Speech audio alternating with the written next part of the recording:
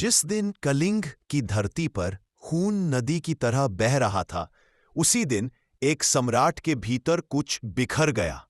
लेकिन असली सवाल यह है, क्या अशोक सचमुच बदल गया था, या उसके दिल में ऐसा अंधेरा जागा जिसे दुनिया आज तक समझ ही नहीं पाई।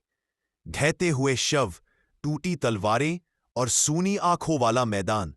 2,50,000 लोग, हाँ, पूरे 2.5 लाख, या तो मारे गए या अपने घरों से उजड़ गए। अशोक ने जब ये सब देखा, उसकी सांसें थम सी गईं। और यहीं से शुरू होता है अशोक का वह अंधेरा रहस्य।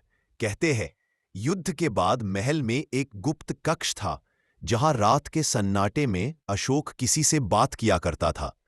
कोई दिखाई नहीं देता था, पर किसी अनसुनी आवाज की गूंज सुनी जाती थी।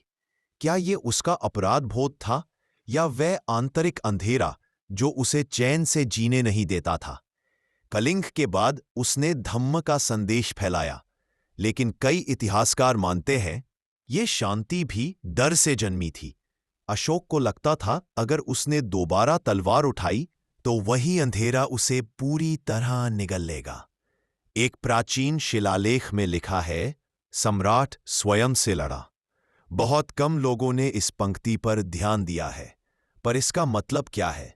क्या अशोक की असली लड़ाई कलिंग से नहीं, बल्कि उस भय से थी जो उस रात उसके भीतर उतर गया था? आज हम अशोक को अशोक द ग्रेट कहते हैं, लेकिन शायद उसके भीतर एक ऐसी कहानी दबी थी जिसे वह कभी कह नहीं सका। कलिंग ने सिर्फ एक साम्राज्य नहीं बदला, एक इंसान को तोड़ दिया। और आज भी एक सवाल धुंध में तैरता है, अशोक ने हिंसा छोड़ी, या उसके भीतर कुछ ऐसा जाग चुका था जिससे वह खुद भी डरने लगा था?